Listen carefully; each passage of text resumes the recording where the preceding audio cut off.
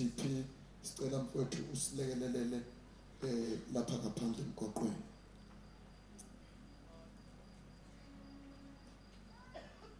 Haleluya. Singahlala phansi bathandani.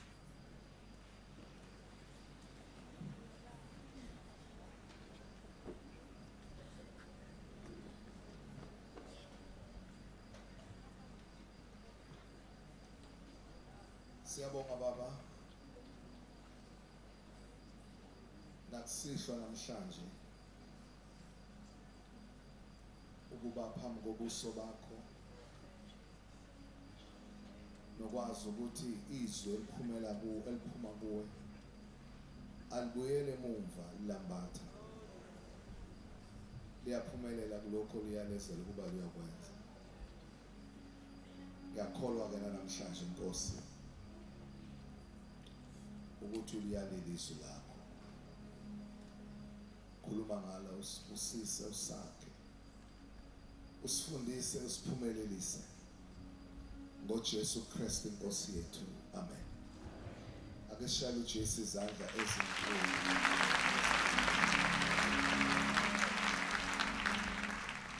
Malibonge igama leNkosi.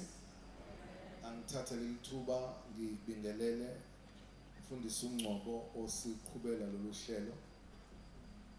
Bingelele ubaba umfundisi the vision bearer ubaba uMadlokovu nomama wakhe. Ngihloniphe ngikhahlele ukumkani Inkosi yesizwe Ndabezitha, izinduna zenkosi zonke zikhona eNdlunkulu, abafundisi bonke, ibandla lonke egameni leNkosi yethu uJesu Kristu. Amen. Siyambonga uNkulunkulu ngomusa wakhe. Singena ezwini kafishane namhlanje. Ngicela kodwa ubheke umakhelwane uthi ubusisekile makhelwane. Umzame nangesmile. Hallelujah. Praise the Lord. Amen. Siyambonga uNkulunkulu. Ngimukela leli thuba ngenhlonipho enkulu baba Madlokovu ukuba ngibeke izwi leNkosi namhlanje ebesinabo izolo emkhulekweni khona lapho esiqale khona sikhuluma ngendaba ye-sacrifice okusidela. Namhlanje ngiyafisa ukukhuluma ngokwakha umugqiqo oletha inqubekela phambili enganqamuki. Ukwakha umugqiqo wenqubekela phambili enganqamuki. Creating momentum for endless growth. As I was praying about this service, uminkonzo ke inkulu uyucabanga ukuthi mhlawumbe liphi ivesi abantu ngathi mawulisho basho amen. Kodwa mawusuka usukhuleka mase ulalela lokho okufanele kokusho. Yonke into uNkulunkulu ayenzayo usuke nenhloso ukuyibona iqhubeka izifike ekupheleleni kwayo. Kuyenzeka ke uma sesiyibona iyinhle sicabanga ukuthi seyiphelele kanti ayikapheleli ngoba uNkulunkulu. Okunye kwalokho ukuthi njengabantu sisheshe sifike la sineliseka khona kodwa uNkulunkulu engakaqedi. Enye yezinto ezizoba semqoka namhlanje njengoba nje ngibeka lelizwi ukuthi ukuze kube nale momentum even kulombono ngizosebenzisa nje ngenze kube kwi-context yala emkhulekeni wentaba yasemsele ukuthi ukuze kube nokukhula nenqubekela phambili enganqamuki kunomgqiqo wakhiwayo. Lo mgqiqo ugcina unesigqi sawo. Kodwa uma ungasaphehlwa lo mgqiqo siyanqamuka nesigqi. Kuyenzeka mawususentweni esinesigqi njengebhayisikili mawulishova ufike la uyeka khona ulibone lihambela kodwa khona indawo ephinde kubiza ukuthi shova njengoba ushova ekuqaleni. Uma ungasayimisele ngokushova umgqiqo uyanqamuka. Nesikepe uyasigwedla kufike la sesihamba kungathi eyihambela kodwa kufanele uphinde ugwedle futhi. And therefore emoyeni wami kunento ethi ke uNkulunkulu ngikhulumisa lento namhlanje ukuthi ukuze lo mgqiqo wenqubekela phambili onganqamukiyo ube khona kufanele siqonde umbono wento esihlangene kuyona. Ngiyacela ngikusho lokhu ukuthi angisho ukuthi asuqondi. Kodwa mhlambe siuqaphele kakhulu kunakuqala. Umbono esikuwo ukuthi inhloso kaNkulunkulu yini ngawo. Uyenzeka abantu bebesentweni ibe mnandi kodwa bengayiqondi. Akusibo bonke abantu abathamela into ngoba beyiqonda. Abanye bayithamele ngoba inesasasa. Abanye bayithamele ngoba ithanyelwa abanye. Kodwa akusibo bonke abayiqondayo ukuthi yini. Proverbs 29 verse 18. In the Message Bible, if people cannot see what God is doing, they stumble all over themselves. But when they attend to what He reveals, they are most blessed. Lapho umbono ngekho khona, abantu bayadlubulunda, baba nokudlova. Kodwa uma beqaphela lokhu uNkulunkulu akwambulayo babusisiwe impela. Kusho ukuthi into eyambulwa uNkulunkulu ibiza ukuqashelwa. uNkulunkulu engayambula into kodwa manje ngaqashela umuntu ayisizi umuntu. Therefore it is important to see what God is doing. Ukuyibona into enzo uNkulunkulu ngoba masingayiboni sikhubeka sikuyo. Sikhubeke siwe phansi ade sentweni ekufanele izosiphilisa kodwa sihluleke ukuyiqonda. Ngenxa yesikhathi proximity does not equal perception. Ukuba seduze kusho ukuthi uyaqonda kangcono. Baningi abantu abaseduze kwento kodwa bengayiqondi kwayibona. Ukuthi baseduze kwani lento abaseduze kwayo. Babe nenhlanhla yokuba kwake kwahamba amadoda ephuma eEmmaus. Noma amadoda aseEmmaus ephuma eJerusalem. Lamadoda ahamba naye kodwa wamasi. Ahlala naye adla naye kodwa wamasi. Kwathi sedlulile bathi asivuthanga yini inhliziyo zethu. Mhla ekhuluma la kuyenzeka ube seduze kodwa ungaqondi ukuthi kwenzakalani. People can be close to the move of God but still miss its purpose. Kukhona into uNkulunkulu akayenze ube seduza kwesikhathi ube nalenhlanhla kuba ngazi ukuthi uyingxenye enkulu yakho kodwa kwayiwena ungayiqondi leyo. Ungayiqondi ngathi simbonile lento yenzeke kuAaron ehamba noMose. Eze waba umlomo kaMose ekhuluma kuthatha induku yakhe kwenzeka izimanga kodwa uAaron akaqondi ukuthi kwenzakalani lini icebo likaNkulunkulu. And isibonelo salokho uthe uMoses mayihamba yozila ukudla noma ethatha uNkulunkulu for 40 days uAaron wasala nabantu bakhe ithole legolide. Ukuba seduza kusho ukuthi uyaqonda ukuthi kwenzakalani. Kuyenze kube seduze ujatshulise ukuba seduze kodwa ungaqondi. Uzwakale yena uAaron noMiriam bethi uNkulunkulu akakhulumi nawe kuphela. Ngeke sizwe ngawo uMoses kusho uMiriam wathi futhi ke yimina ngangigada. Kuyenzeka umuntu abe seduze kodwa angaqondi. Ngakho ukuba seduze akusho ukuthi uyaqonda ukuthi uNkulunkulu wenzani. Lithi iBhayibheli kwaye kwafika uJesu emzini womFarisi wahlala khona kwangaba nomnyakazo. Kwathi wesifazane oyisoni esezwile ukuthi uJesu kulomuzi waqonda ukuthi sekufika ongafani nabantu. Kuthiwa wayesenza noma yini ayingayenzi.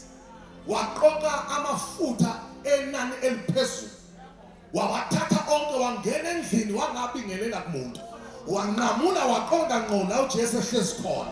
Kuthiwa wafika khona wamkhumula izicathulo wakhala phambi kwakhe emgeza izinyawo ngezinyembezi zakhe.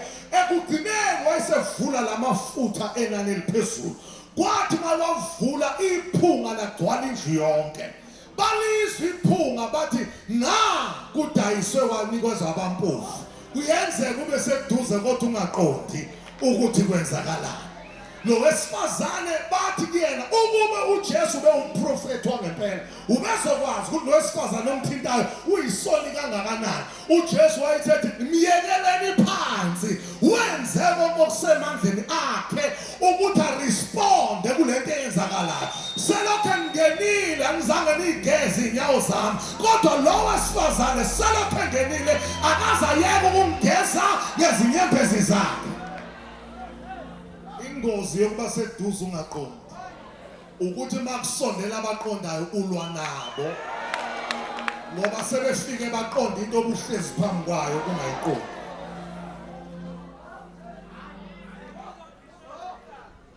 uNkulunkulu mayisebenza kunendlela esiphendula ngayo uNkulunkulu akanyakazi phakathi kwabantu mase beshaya ihlombe kuphela every time uNkulunkulu mayinyakaza enza something kunento ekuthiwa abantu abayenzi kuthiwa make nalibona itende lokuhlangana seligcwele inkazimulo seliyophuma nimenyango nina izindlu zenu nibheke khona iziphakami kune-response ehlala ifuneka akakwazi uNkulunkulu umnyakazi ungayazi i-response yakhona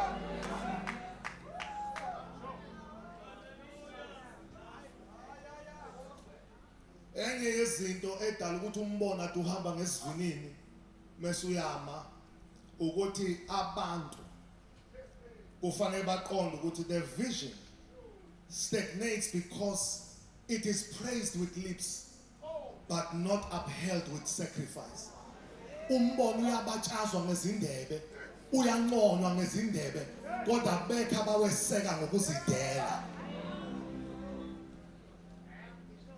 into ephazamisa amasonto agcwele abalandeli abagcwele abantu abazothwala umbono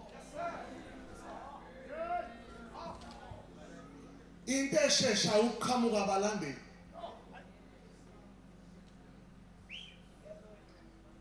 bathi inkinga yabalandeli ukuthi balandela noma yini enohlonze ngaleso sikhathi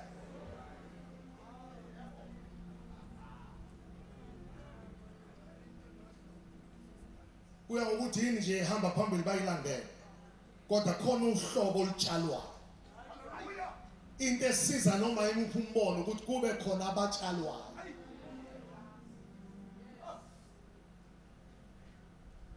the vision does not need more admirers it needs more carriers umbono awudingi ihlwele ezinkulu kunalezi ezikhona in fact ingozi yombono ukwanda kwehlwele ithi iBhayibheli kwathi uJesu engasemfuleni kwasekuqhamuka iziqubu zomcindezelo wayesetshela abafundi bakhe ukuthi abalungise isikebhe masinyane ukuze abalekele iziqubu ngoba zayifuna ukumpitshisa iziqubu ziyawupitshisa umbono zithi ziyawujabulela kodwa zizowusuffocate ngoba iziqubu mazisondela zizodonsa azifaki lutho kuamen nuncenge ngoba nginomkhubo okukhuluma into engakhulumisani kahle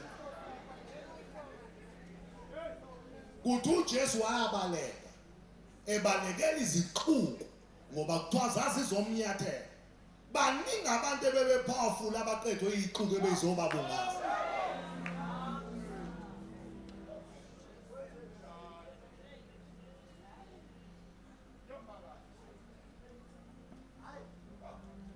enye yengozi ngithe understanding the vision enye yengozi yombono ihlasela umoya we-disloyalty ngesizulu ke akuqondi kahle kodwa ukungathembeki kodwa ungathembeki kusuke kube ngathi i-unfaithfulness but i-disloyalty ukuze uyiqonde kufanele ukucabange umdayisi ukuthi abantu abawudayisayo umbono hayi bawudayise kahle not to market kodwa bayawujikela umbono so i-disloyalty ukujikela into aduthi uyimele kodwa uyijikele ekugcineni umbono uphazanyiswe ngoba akekho umuntu ojikela into abengeyona ingxenye yayo ayinankinga into esolwa abantu ebebeyisola kwasekuqaleni ayinankinga into ebigxekwa abantu ebebeyigxeka ekuqaleni kodwa kulaleleka kangconywana mayisijikela obephakathi kuyona.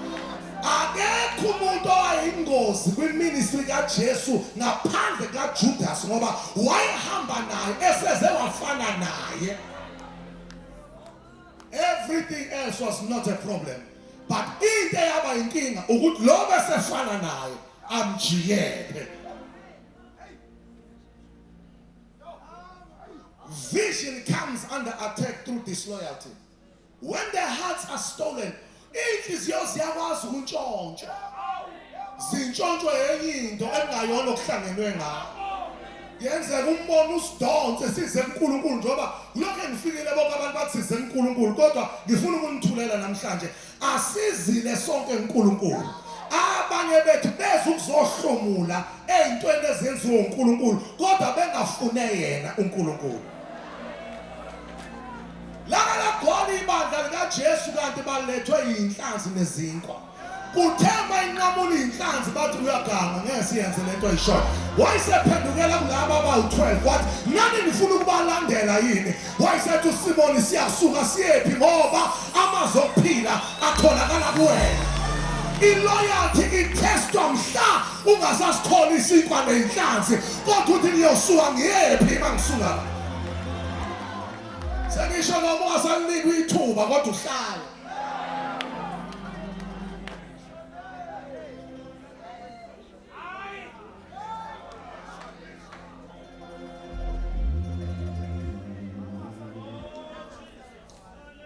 Then inhliziyo mayintshontshwa mase kuthi ama resources abedalela ukusiza umbono aqala jike abe for personal gain. Njengoba sabona uAbsalom owafuna ukubona ubuso benkosi kodwa uthe seyibonile inkosi wagain ifaith. Idisloyalty lengikhuluma ngayo. Uma isibafikela abantu ivama kulaba abathenjile. Kuthiwa uAbsalom wayeseyohlala ngaseSamuel watshela abantu ukuthi ubaba uDavide umatasa kakhulu akanasikhathi senu. Zethuleni lapha kini inkinga zenu.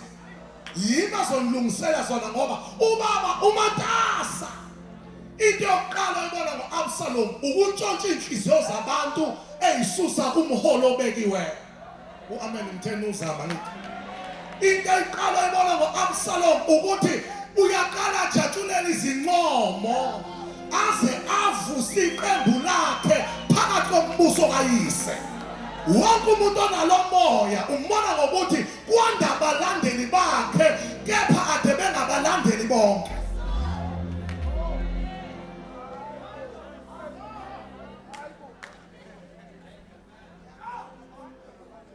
uAbsalom uthe mayisuka wayesethi sengifuna nezancinza zikababa. Kusho ukuthi umoya kaAbsalom wenza uhalela ukudla izinto ezithokozisa ubaba wakho. The pleasures of your father become the desire of your heart. Lo moya kaAbsalom wenza ukuthi uthulele ebusuku umajini isihlalo sikababa uMadlokovu uzibone sewuhlezi khona ngelinye ilanga. Lo moya wenza ukuthi mawubona kungena iprocession uzibone wena endaweni kababa wakho.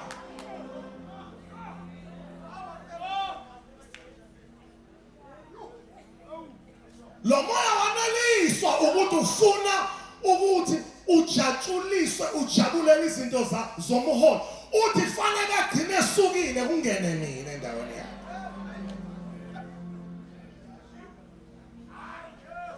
Lo moya wedisloyalty uyingozi. Kodwa ngaso sonke isikhathi ungena ngenzuzo efiso wena. Iqaphela inzuzo yento ebingadalelwa ukuthi ize kuwe. uJudas Iscariot uphatha isikhwama senkosi. Kodwa endleleni inhliziyo yakhe yanamathela. Ngoba kwanikelwa ke bandla likaJesu ayilento esiyenzayo emasonto. Kuthiwa kwafika abacebule bafaka izamba ezinkulu zemali. Ngoba mawuvela ucebile kufanele ufake imali enkulu esontweni. Tshela umakhonto ayixoxisi le isonto.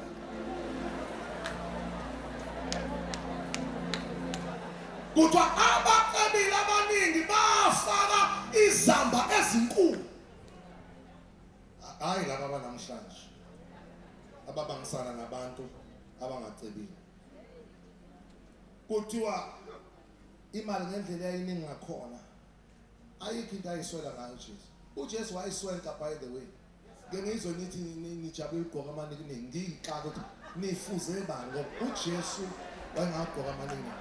uJesu mhla eyobethelwa kuthiwa ingubo ayeyigqokile akekho umuntu ayengayi-afford kwadinga ukuthi azwe phakathi ngoba inani lale ngubo malihlanganisiwe akekho kodwa asihlebhulelane ngoba ingubo engenamphetho a seamless fine silk garment.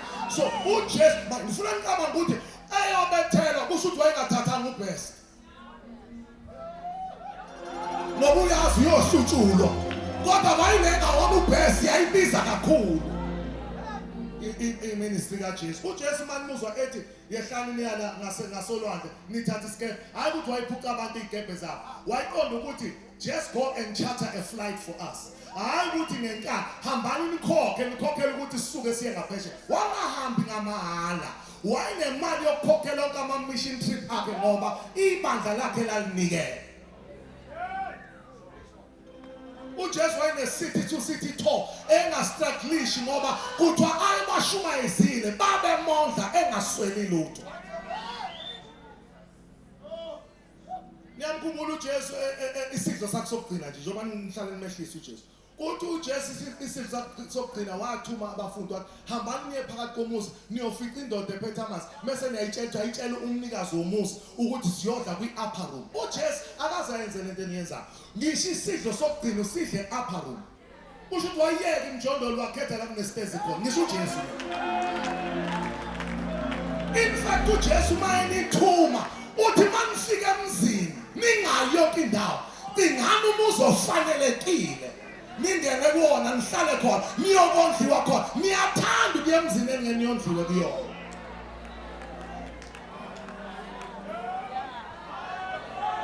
Ngathi ivangeli lizabalaza ngoba ma ucabanga ukushumayela ucabanga abantu abaxakekile kuphela.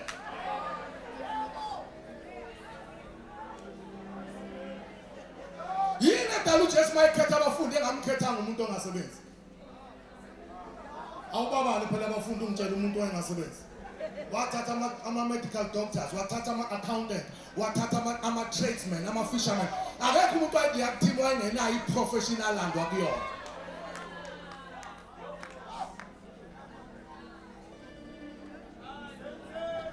Ngikhuluma ngendaba yombono. Ngoba kujwayelekile embonweni laba ungazi ukuthi bangcono baxwaywe kanti bona abaphethe izinsiza kusebenza. Bengazi amen uzokuphela kuleyo ndawo. Kunendoda eyafika seyivala ichapter ethi uJosepha wase-Arimathea. Kuthiwa he was a secret disciple of Jesus Christ. Wayengumfundi kaJesu omushosha phansi ngoba wayekwi-marketplace engafakazi ngoJesu kodwa ephila uJesu kwi-marketplace. Kuthe umzimba kaJesu usulenga engasekho umuntu onamandla okuwehlisa. oPetro bengasatholwa, oJohane bengasatholwa, kwaqhamuka a-businessman angena ema-office kaPilato yathi Pontius Pilate ngizoxoxa nawe ndoda yamadoda singenze njani kulo mzimba wehle. Wathi uzowenza nomzimba wathi uyasazi thina abantu abanemali siyathanda ukuconnect. I just want to connect it ukuze ngibe nje nento eshoyo ukuthi yimini engathatha lo mzimba. Uzowubekaphi? Wathi kunethuna eliyigumbe engiliqophile nangiziqophele mina kodwa ngizomfaka khona.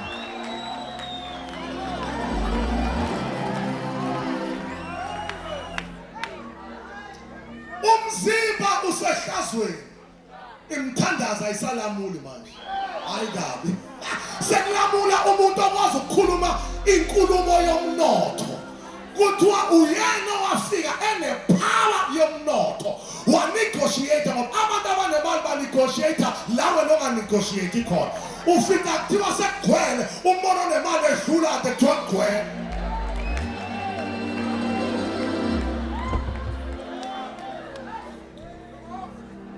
Kuthiwa wamthatha wamgoqa ngey'ngubo eziclean wambeka ethuneni lakhe ngoba ukuba nethuna ngalezi zinsuku kwakuyiluxury ngoba amathuna kwangawona 6 feet under kwakuqoshwa igumbi edwaleni umuntu abekwe khona so ukuba nezingcwaba kwakuyinto enkulu ingakho abaningi babephelela eHides la kuthiwa kwakulahlwa khona ezalini abantu abafile babengabaningi abantu abanamathuna but lo muntu ngoba unemali uthi inkosi yami ayikwazi ukulenga ibe inhlekiso ngoba imali impendulo yakho konke wathi nginempendulo yale yanto ibandla liyoba inhlekisa kuze kube phakade bengakaqhamuka abantu abathi sesinayo impendulo yokuthi akunamanzi sesinayo impendulo yokuthi akukho gesi ngoba uhulumeni ngakhuluma asho yonke into ayithandayo impendulo ayikho kuyena impendulo ikuthi abantu bombuso baphakame babambe ingcebo yombuso kaNkulunkulu bahambise phambili izinto zombuso kaNkulunkulu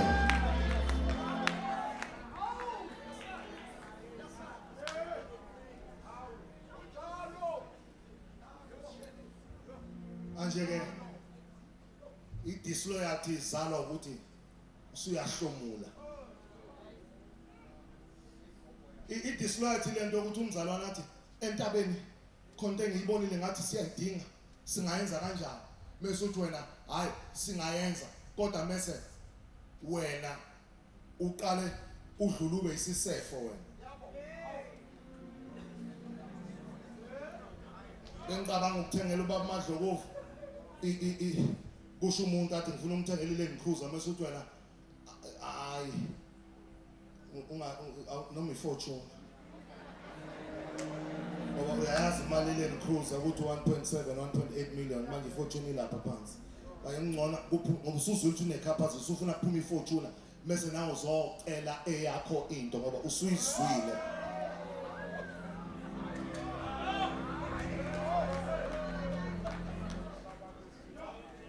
i-disloyalty uyibona ngokuthi kwehla 10 kodwa kwanda abantu esebeswenka la esontweni sebeswenka ngemali ekufana ngabe ingene emphongolweni wesivumelwano kodwa isiqoqwa ibona ngoba bahlale beyinkedama zasekukholweni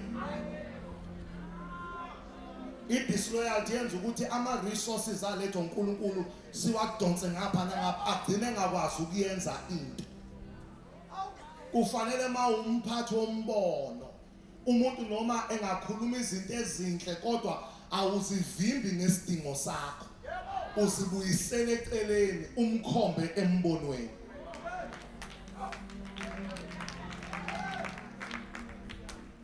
ngifuna ukumemezela la entabeni ukuthi nithe nize kuNkulunkulu ningatholakali senize komunye nomunye lithi iBhayibheli uma uNkulunkulu ezogcoba uSawuli ukuthi abe inkosi wamnika uSamuel owamyalela ukuthi uzosuka la uyokhuphukela entabeni la khona umkhono wakho la uzogcotshwa khona kodwa endleleni uzohlangana nabantu bephethe izinkwa uthi ke uthatha izinkwa udlule inkinga la uhlangana nomuntu ophathela isinkwa mase ungaqhubeki nokukhuphuka usala usuhlala ezinkweni ongathulwanga kusona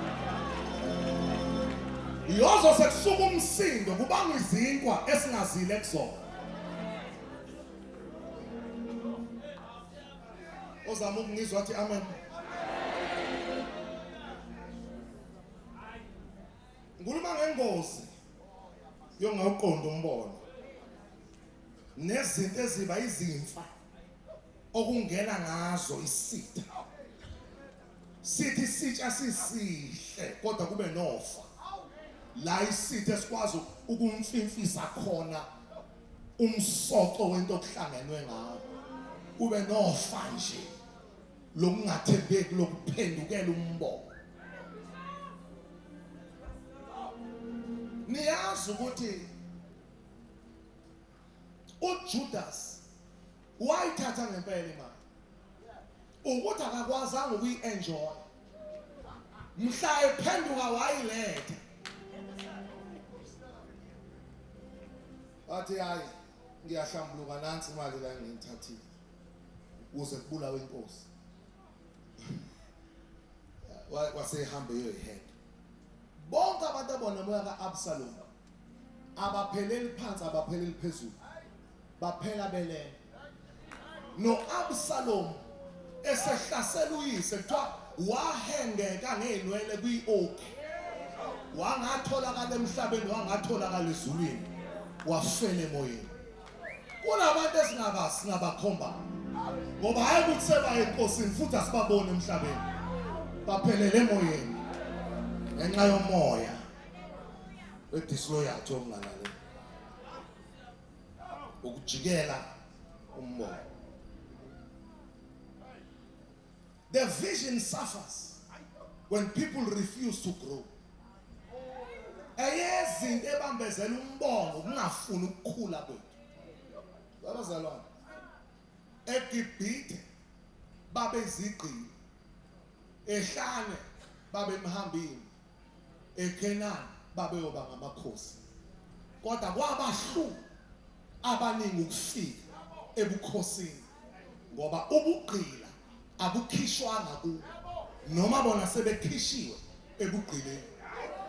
Ikhona lento yamakhono yokuthi mase kuba ngcono izimo kube ngathi uJesu usemncane, kube ngathi uJesu usenhluphekweni kuphela. Uzokhona umuntu osola ukuthi mhla siqala intaba sasingekho iscreen, yayingekho imali yazo, zazikhona zona.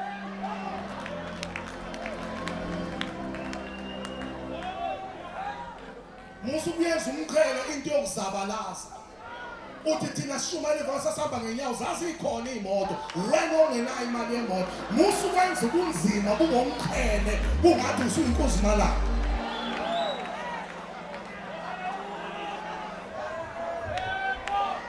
Uzwa abazalwane bethi sikhumbula la kuleli sonto sisebancane siseklasini. It was the beginning, it was not the destination. Akekho umuntu ojabulela ukuma ndawonye okuhamba kahle yonke into kuyena. Mawuzela umntwana ujabulela ukumbona ephakamisa ikhanda, esalala phansi uthi waselaphakama ikhanda, iyaqina intamo. Ujabulela ukumbona esehlala, niqale nimsekela uthi useyihlalela. Nijabulela ukumbona edinqa ekhasa, uthi uyakhasa. Nijabulela ukumbona esukuma uthi emayadana umntwana. Nijabulela lokho, nijabulela ukumbona ebhadazela ewa. Kodwa anijabulisi ukuthi agcine umntwana. Yabula la ekukhuleni khona into ehamba isala, kusala namazinyo kuthiwa amazinyo obisi, ukuze kuvele amazinyo. Hayi lamazinyo aqhamuka ngaphandle asuke vele khona kulonkunzimalanga ozalwa ngathi uneyisini, kodwa amazinyo alinda ukukhula azovele sekhulile. Kunezinto ezikhona already la entabeni, kodwa zilinda ukukhula kwabantu abala entabeni. Hayi ukuthi azikho, hayi ukuthi ziyolandwa, kulinde ukukhule bese beyiqhiqiza lezo zinto.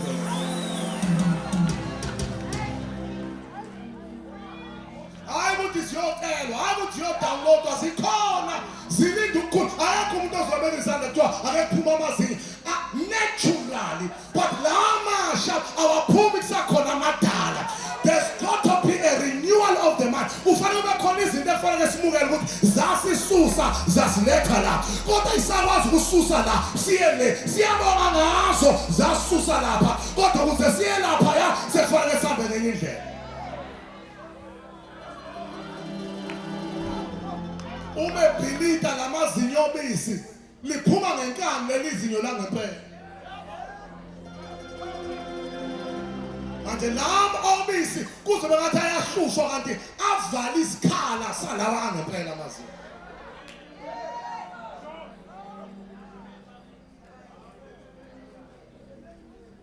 Manje the vision suffers when we refuse to grow.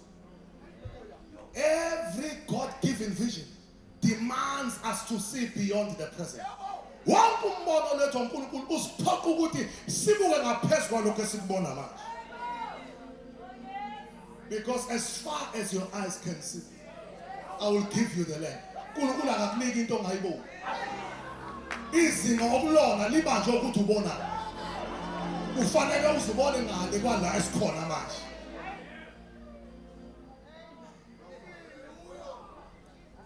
uNkulunkulu wazwafika encwadini kaDeuteronomy chapter 1. Wathi senhlala isikhathi eside kule ntaba. Into emnandi ukuthi kwesinye isikhathi siyehlala emjikelezweni omnandi. Mhlawumbe iyona ngozi. 40 years bajikeleza phela hayi ukuthi khona lapha yakho and into ebuhlungu ingxenye yomjikelezo iyabadlulisa la kufanele bawele khona kodwa bayidlula iyona impilo esiphila uyabona ngabe sesiwelile la kodwa kumnandi kuloko esiyojika ngakhona singaweli kodwa phela iminyaka ewu40 hayi ukuthi la eHoreb babeqala ukufika izizukulwane kwaphela 40 years befika bengaweli bajika babanjwe is the fear of the unknown basaba ukuthi la siyakhona asazi noma thamzolo ihlalo sakho sobe saphambili saba leyo awu Nkosi yami into esabisayo siyafuna ukuyaphambili kodwa saba ukuthi anginaso isiqiniseko ukuthi la ngihlala khona manje la kuyiwa khona ngiyobe ngisahlala khona yini ngoba ukushintsha kwami ihlala kusho ukuthi kushintsha umbono ungaphezwa noma uba uNkulunkulu wabona ukuthi Moses uyangibambezela 40 years ngikunika ithuba wasevana embizela imeeting angaphindanga wabuya kuyona kwase kwehla uNkulunkulu wathi my servant Moses is now dead indaba yokuthi akasekho ithula ngoba sekutshela noSen ukuthi qhubeka nabantu ngoba lo ombhekile akasabuyi ngoba uhluleka ukufeza icebo la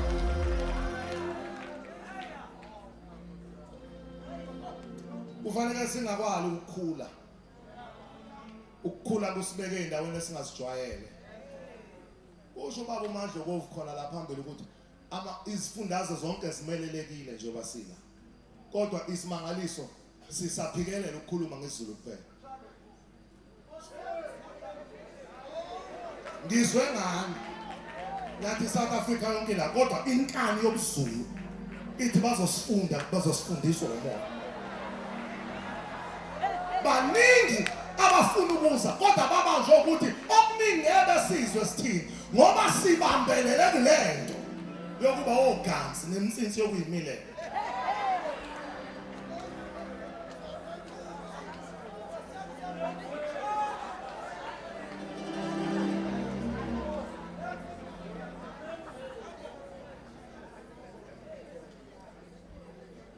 uNkulunkulu wakhuluma nabo wathi isikhathi sesihlalile sesiside kufanele ngabe seningaphesheya izwe liyanibiza kodwa nani niyalibuka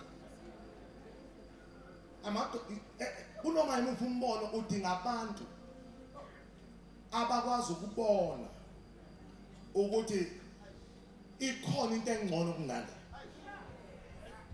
amakhosi esibili chapter 6 kuthiwa amadodana abaprofeti akuyena uElisha iwona aqala inkulumo athi sincane le ndawo ehlangene kuyona nawe anganoma nibona ukuthi sincane le ndawo kodwa siqinisele ngoba sisanezihlalo ngaphakathi kodwa wona isincane akusona isiprophet ireality nje lekho kodwa kushoti ngabantu abazobona but abanye hayi ukuthi ababoni cishe ngabamba isiphambano hayi ukuthi ababoni kodwa basaba into ekufanele yenziwe uma usubonile kuthiwa sebebonile bathi sivumele sehlele eJordan siyokwakha ngakhona ngoba ngakhona kunemithi eminingi yokwakha into enkulu kunale kuyoba yilona lo ayoshaya owakhe umshayo sibona ngani ukuthi kusuke kubona kuthema ikhanda lembazo wathi maye beyitsheleke kusho ukuthi it was hired laba bantu umbono bawufinance bona kuyinkinga ukuba nabalandeli okufanele umbono uqhutshwa uwena ukuze ujatshulelwe yibo kuyinkinga futhi kuba nombono wabantu abagcwele kodwa abangayiboni izidingo zombono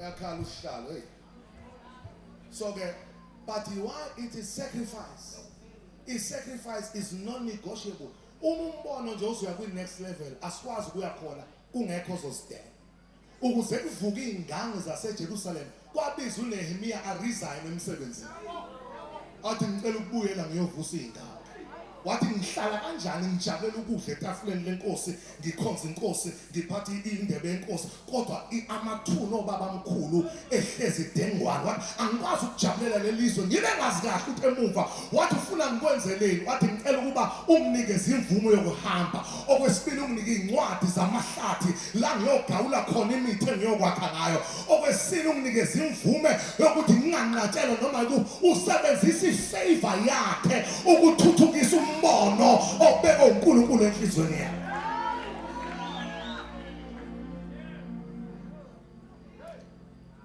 Makhosi noma isiKronike zokuqala chapter 22 verse 14.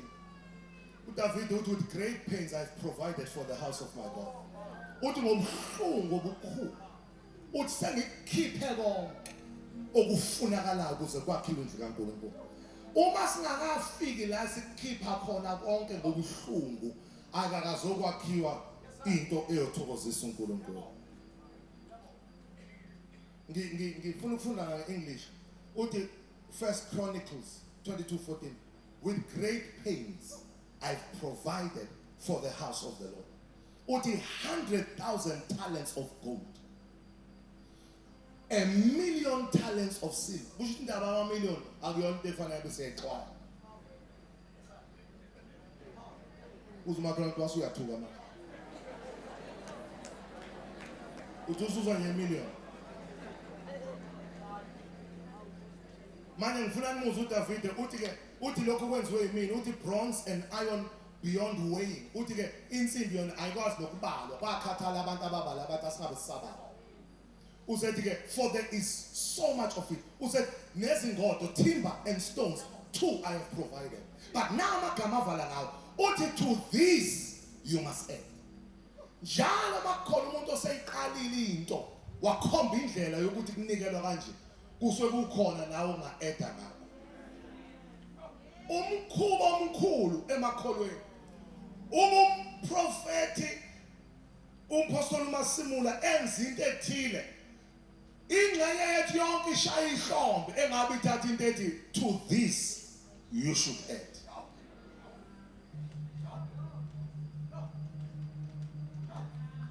Noma ngafika umuntu athi ngizonikela ngo-10 million akuqediwe phezu kwa kufanele sinese.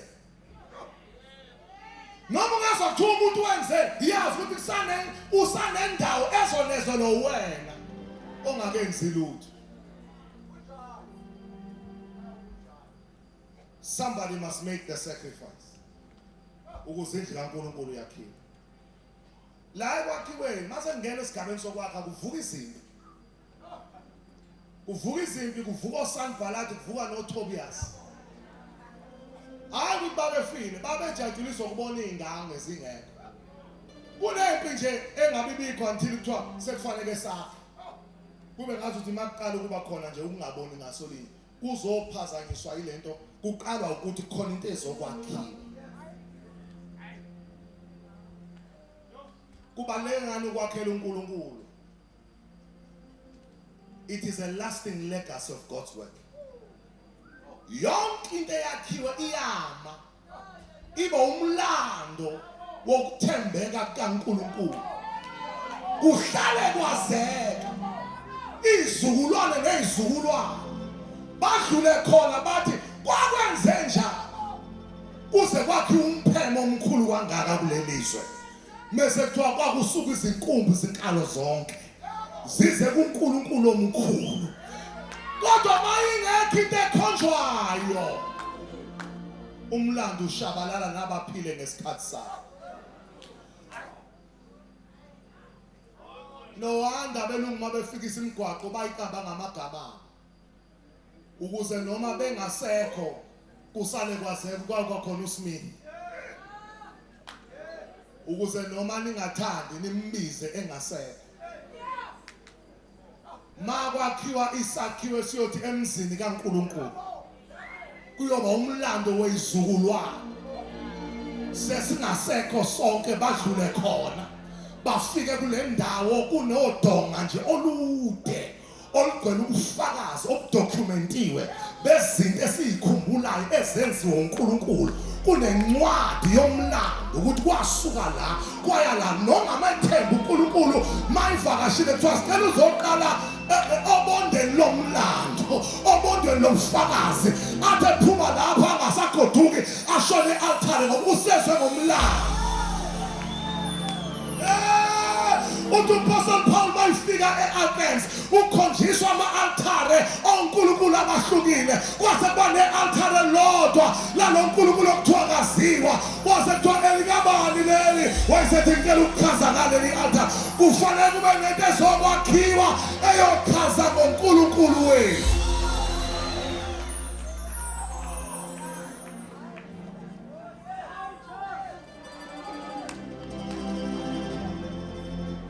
Mabethi abantu ibandla liyafa.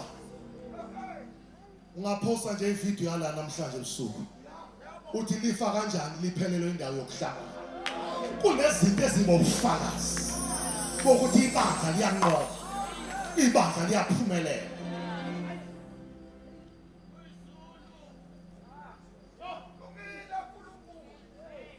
A lender is a slave to the borrower. Njengoba leli tende saliboleka siyambonga uNkulunkulu ngaba siboleka lo. Kodwa asikaphuma ebugqilini. Ngoba incwadi ithi lo otshelekayo uyisigqila salombolekayo. Siyambonga uNkulunkulu ngabantu abasisiza ngazo zonke izinsiza kusebenza kodwa ekugcineni kufanele kube ezala. Ngizosho into nje religious. Kufanele kube izinto ezala ezingcwelisela ukuba la. Engaphindi yokhalisa noma kanjani engaphindi ikhalisa enye into eyokhalisa izibongo zikaSimakade nodumo lwakhe kuphela into eyokhalisa igama lakhe lingcwele into eyokhangisa ubuhle bakhe nezwi lakhe kuphela engasaxutshwa la abakhona nabantu namhlanje into engaxutshwa nalutho.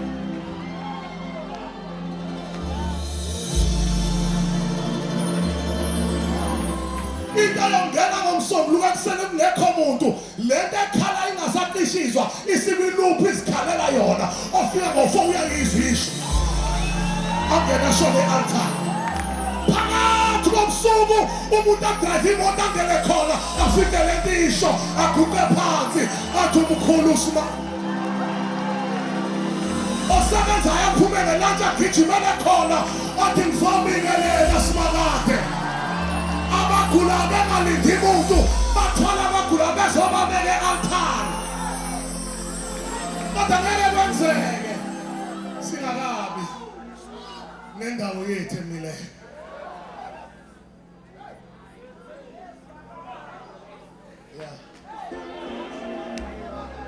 Kune limitation yemthandao edala ukuthi umuzi uvulwa ngekhawu kodwa kunequbula lomlilo kufanele lokheleke engesewulothiswa ilutho ngoba usuku nemini khona bazobe bekhona kuthiwa nina nibogangeni ningathuki ubusuku nemini ningayeki ukumemeza nina nimesikhaleni ningathuki manje kuyathuleka ngoba ugange siyaliphakamisa siphinde silehlise.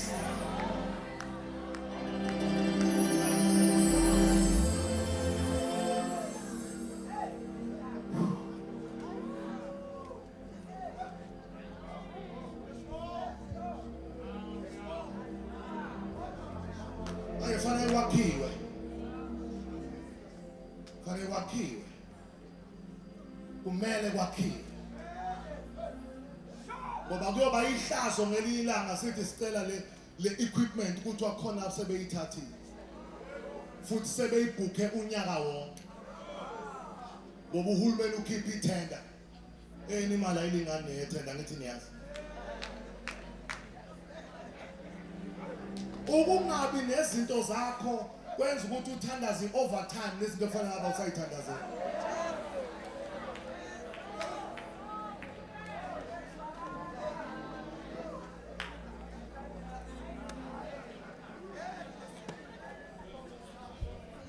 Akuyona into encane lekufanele yenziwe la into enkulu ngoba fanele mayakhiwa lento mesiyigceke lonke liyapheyivwa ukuze intuli sishiye kude ngoba masilalela fanele sifice ucarpet ngoba la kuhlala ama intercessor abuye kulalwe phansi asikwazi ukulala kusimenda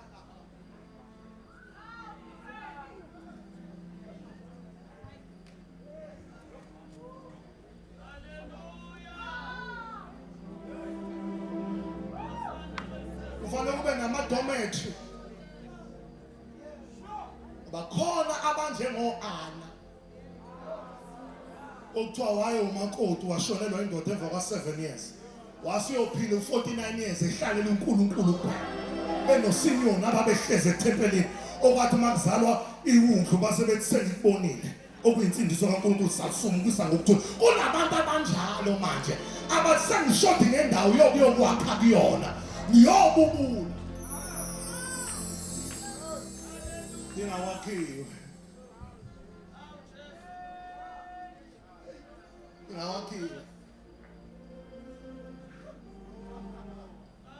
ekhaya kwakunebandla lasesheshe lisakhona sasizwa ngensimbi ukuthi sekuyisikhathi senkonzo bayishayizwakale ilokishi lonkuzo ukuthi sekuyathandazwa ku-raise i-awareness kwi-atmosphere ukuthi impi kaJehova iyabizwa mase kunale ndlu kuyoba nensimbi yokhala ukuthi sekuyihora lomthandazo kungena ishift iphinde kungenele kukhale nenye kungena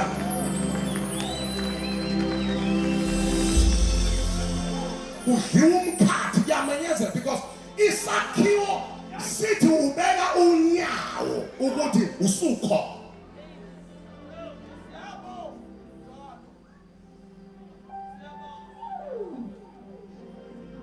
osema ngizama ukuqeda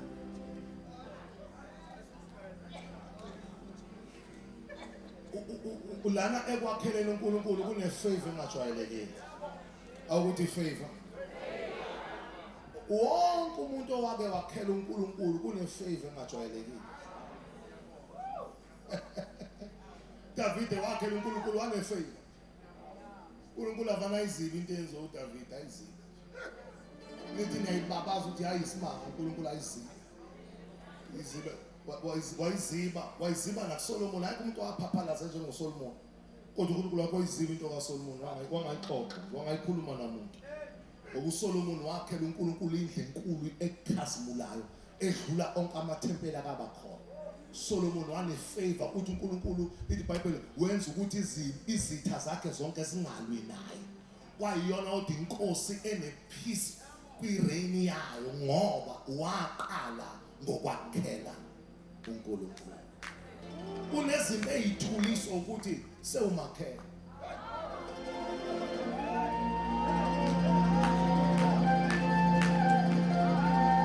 mama ufunda uLuke 7 kuthiwa kwakunendoda induna yekhulu uyayigulelwa inceku yayo kuthiwa yayisiyathumela ukuthi akuyocela uJesu ophilisayo uthi uJesu wamfika phakathi kwenkonzo exakekile eshumayela ephilisa kwase kungena oyedwa nje oyisikhulu salaba abaqhamuka esinagoge wasethi uJesu wayebashone phakathi besinagoge wathi amadoda amakhulu wathi madoda ngisashona kwezinye bathi Nkosi umuntu osakhele isinagoge ugulelwa inceku yakhe ucela thina ukuthi menzele lento na akuceli yena bathi sekucela thina ukuthi menzele lento noma kanjani ukuthi uJesu washiya yonke into ayenza uyophendula indoda ekhulunyelwe abakhelwe yabona njengoba uNkulunkulu simakhele kunabantu abazohlala bethandaza bethi baba sibonga abantu abakhaleni uze bakukhumbule nasezizukulwaneni zabo ngoba basakhela indlu yokubiza igama lakho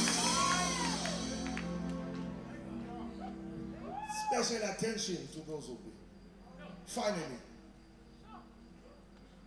for us to build we have to understand the ministry of giving fanele siqonde inkonzo yokunikela inkonzo yokunikela embusweni kaNkulunkulu akuyona i-donation oyinikeza inhlangano yezomphakathi amakholo amaningi ayadonate awanikeli ubona ngokuthi uma sebedonatile bayayithanda kakhulu ukulandela umzila ukuthi imali ishonile angisho ukuthi asiyibhubhudle imali bafundisi, but engikushoyo ukuthi umuntu ofike wahlaba umhlatshelo akakwazi ukuphinda ubuze ukuthi kambe imveni ilethe la e-altar nithe mase nishisa yayisisho na. But umuntu odonatayo unikela ewelusa umnikelo wakhe.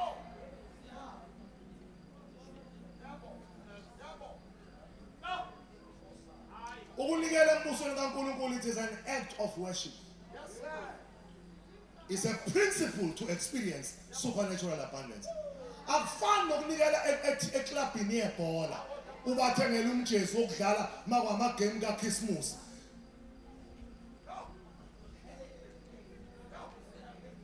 Mawunikela lana unikela umnikelo oyokukhulumela ongasakwazi ukukhuluma.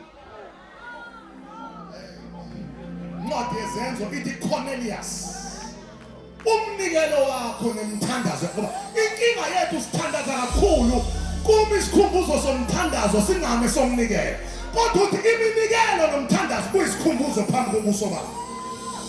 Umuntu onikelile wathandaza izulu aliphumuli ngaye udaba lakhe lingakalungiswa.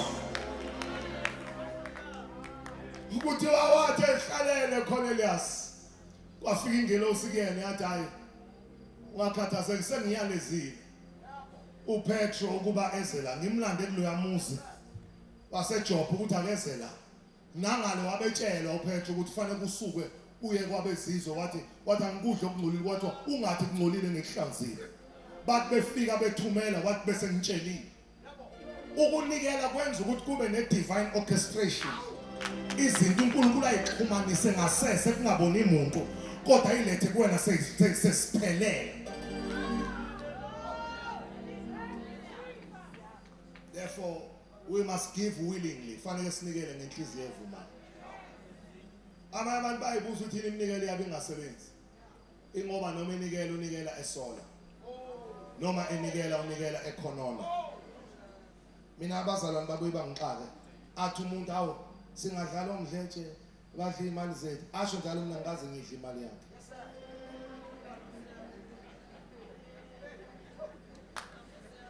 Nasesontweni lakhe la sonta khona acomplain athi ukhathela amasonto amasonto ade ayithatha imali, kodwa masingenza i-accounting siqoqa iminikelo yakhe kwayena ngayibalekela masiqoqe yonke ukuthi selokho kwaqala unyaka nansi imali esakhishwa wena kwayena ngashaqeka.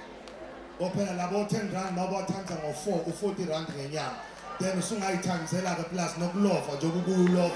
So singabona akuyonke kufanele ngabe ikhulumisa lezinto ezikhuluma.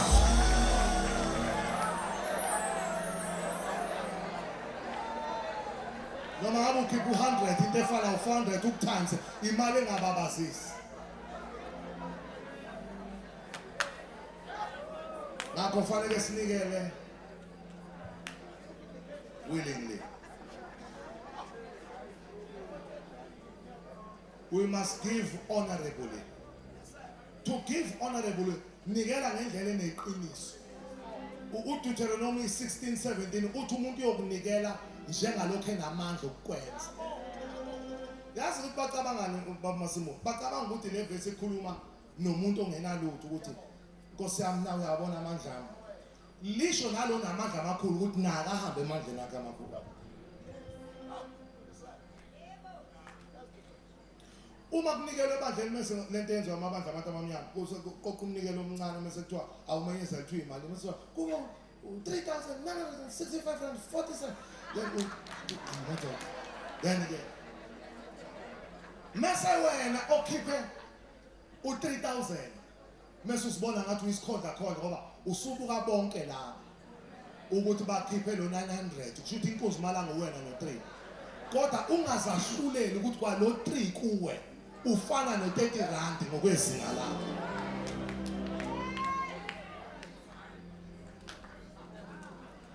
Umshunemikazi mayizokwakhela uElisha indlu akaze angabiza umphakathi ngoba yena wayene capacity yokuyakha yedwa indlu phezulu kaElisha. Inkinga yethu sithi khona ebandleni une capacity yokulakha igumbi ufuna umemela abantu entweni abangena icapacity kuyona. We must give cheerfully. Fanele sinikele sithokoze. Fanele sithokoze uma sekunika. Njengoba sizonikela mangicela ukushumayela. Njengoba kanti ibulungisa intokozo. Ngitshela thani ngoba imali fanele ihambe nentokozo. Yini ethokozisa emnikelweni? Ukwazi ukuthi ohlwanyela uyakuvuna.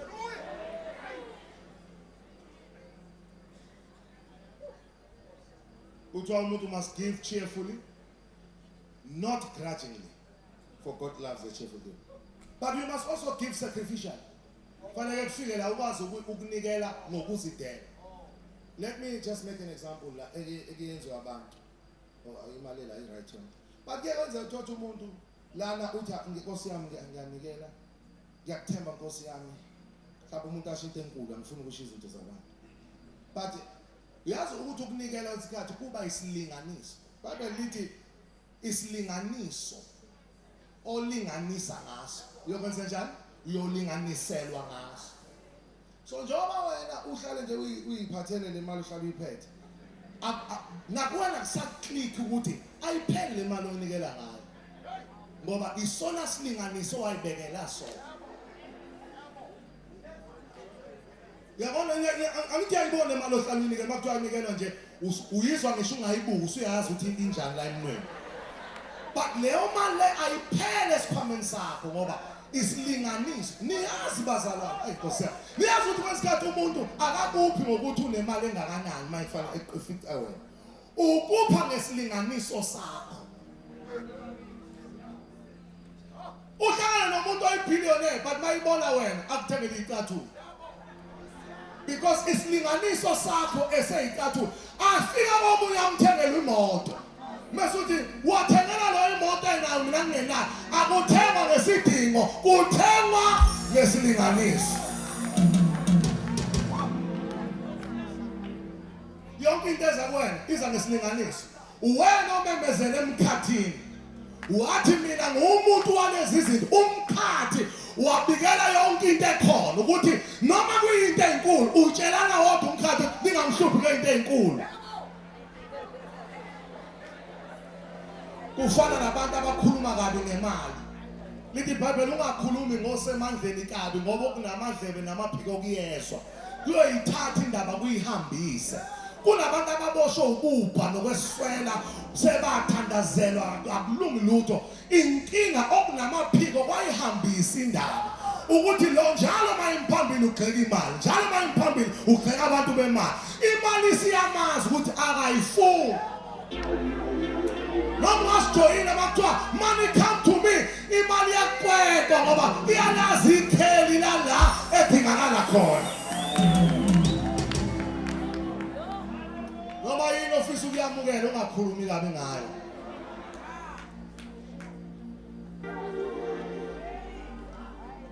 Akhulumi kabi. Ayiphele nalento ukuthi mawungakalakhi isonto abanye bese bakhili lokuthi noma nginganezindlu zamasonto kodwa sinoNkulunkulu. Lokho kuyikhohlisa akukho uNkulunkulu eninayo. Nina lento yokungabi nasonto into eninayo iyona lento.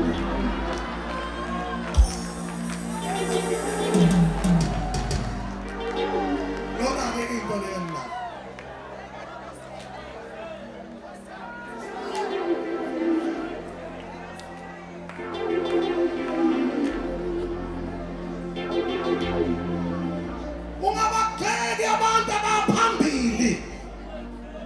Ngawuxekiswe nomthandazo ongawuunderstand ungawugxeki ngoba lo muntu omgxekayo unebanga selehambe ngalomthandazo wakhe. Wena ongawuzwa ngathi awusho lutho kodwa unezinto izalile kunalo wakho okucwengela wokurhyme ngathi uyarapha mawuthandaza kodwa ukhiqiza lutho lo mthandazo loyo. Kunabantu okuthoba bathandaza bavale bakhala inyembezi ubeze bethi amen amen amen amen amen amen amen amazulu avuleke ugxeke ngoba une-eloquence wena ukhuluma kuzwakala ukuthi uyimbongi kodwa ubumbongi bakho abuzalanga lutho.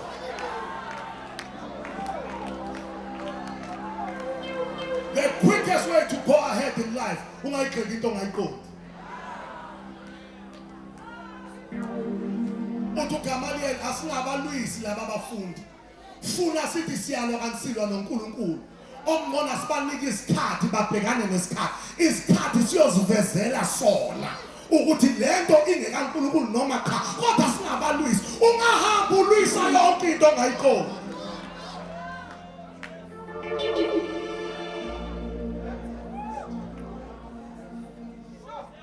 And almost last, give tirelessly. Ungaphumuza isandla sakho. Isho njalo incwadi kaMshumayeli chapter 11 lithi ungaphumuza isandla sakho. La ekunikele nasiphunyuzwe isandla. Isizulu sithi wenzani? Upheka ngomhluzi wena? Konke njalo? Kusho ukuthi ngesikhathi kukhona umhluzi wala ipheka izolo uxhuma le entsha uyipheke ngawo. Umnikele unjalo. Awuthi izolo nginikele asiphunyuzwe isandla.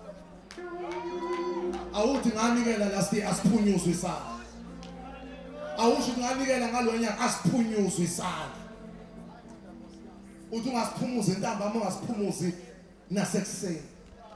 Ngokuba wazi ukuthi yiphi eyophumelela. Ufanele kube umuntu wezimbewu eziningi. Uyihlwanyelela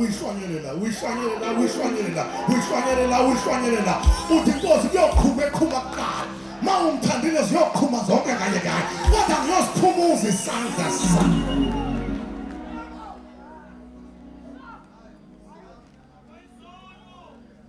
Bese ke ukugcina give extravagantly.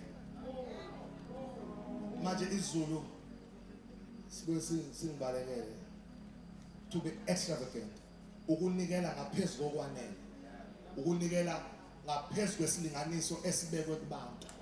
Wena unikele ungabi namkhawulo, unikele kuzobe ngazi ukuthi ingoba unakho konke. Unikele ungabali. Unikele wedlulele. Kufanele nje kugcwala abantu ukuthi makuthiwa i-registration imali nga 250 200 rand mathu-register awucabanga lokhu ufikile lo 200 rand uyacabanga ukuthi mawuqhathanisa nengcebo uNkulunkulu ayidownloade kuwena. And into ebuhlungu ukuthi nina enigcwele la nihamba ama-concert ekungenwa kona ngo-500 nize nifune ukuyohlala kuma-VIP nama-VVIP nikhokhe imali eyiphindwe kaningi ngalezi. Kodwa lana niyazabalaza ninikela seninikele esangweni ngoba nakhona kukhona abagadile mangangagadwa nje ningagulukudela ningene nje.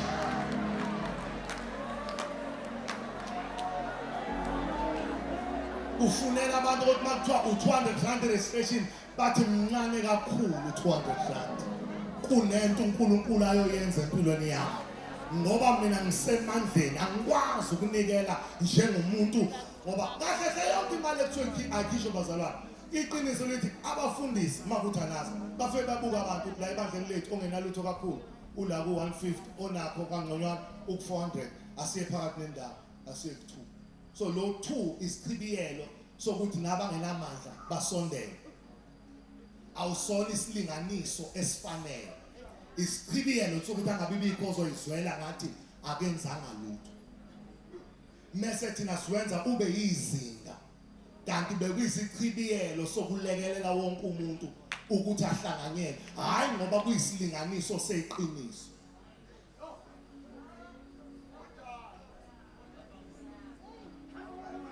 Manje kufanele kugcwala abantu okuzothi makuthiwa kuza intaba elandelayo ngayiphi inyanga kambe ngo-April mase kuba khona abantu asebazi ukuthi inkosi ikhuluma nabo ukuthi njengoba kuyiwa kuleya ntaba ngizoseka kuphi umbono.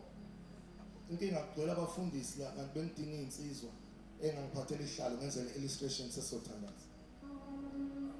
Insizwa nje eziwu4 mhlawumbe lesihlalo lese noma lese plastic. Yes. Ubone enkonzweni mawucela insizwa azivane zingazazi 4. Kusho nje obhuti abangakashadi laba engibacela. Esisodwa ihlalo sanele but babe u4 bona. Bese la phambili naso. Ubhlungu ukungashadi nawe uyadideka ukuthi awushadile.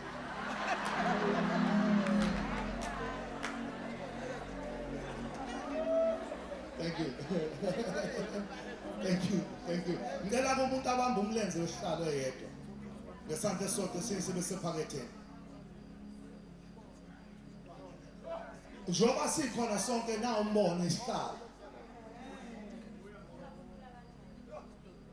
But inkinga ngoba indlela esinikela ngayo sabantu besilinganiso sithi asobamba lesihlalo sonke. Inkinga isekuthenini kuyenzeka uAlex athi bakhona abanye hamba uhlala phansi.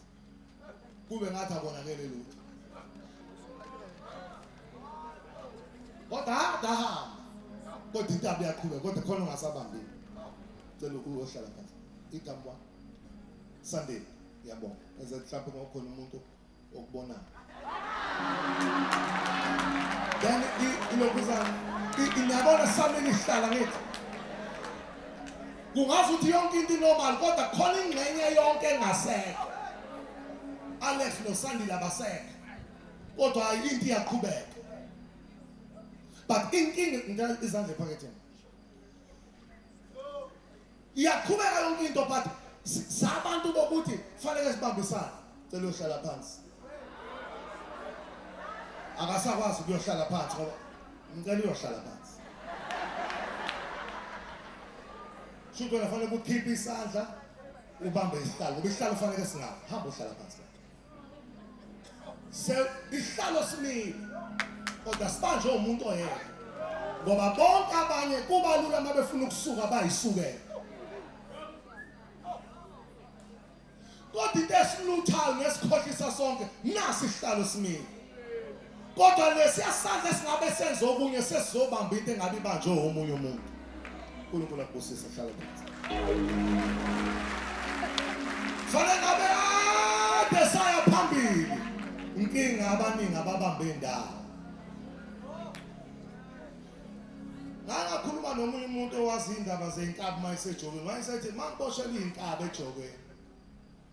Kuyenzeka kuboshelwe mhlawumbe inkaba zibe isithupha. Kodwa uthi phakathi kwazo khona uthuo ongenzi lutho. Ophelezelayo.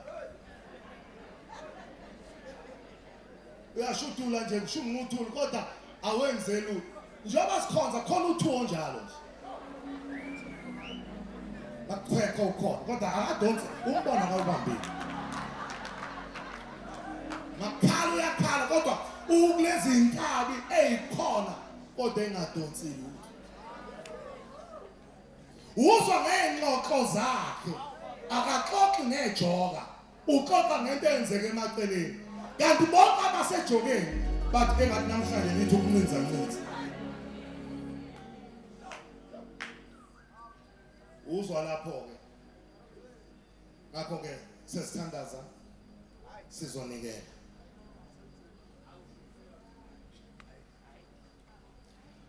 Ukunikela extravagantly is not to give out of convenience or from excess ukuthi ngoba sinemali engenzi lutho.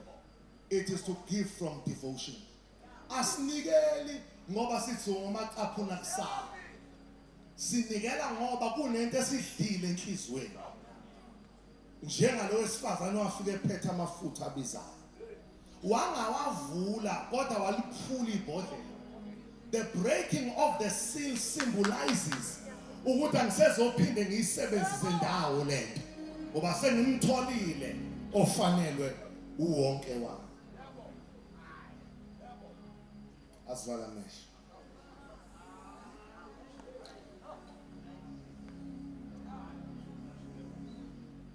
Thank you, Lord. Omokulu Sima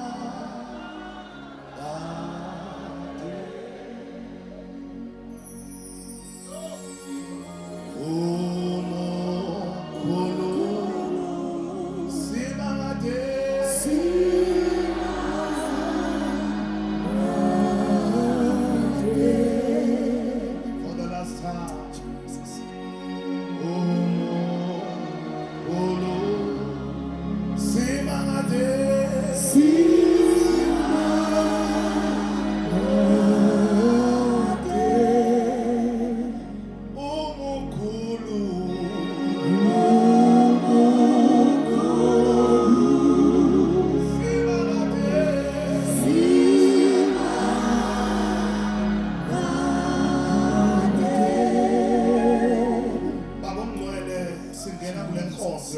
Siyacela manje ngezwi lakho sihole ngomoya wakho ngcwele sihole.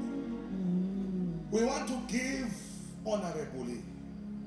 Sifisa ukunikela ngeqiniso namhlanje. Sifisa ukunikela ngokuzidela namhlanje. Sifisa ukunikela ngokuqonda egameni likaJesu. Amen. Sesiyanikela ke bazalwane.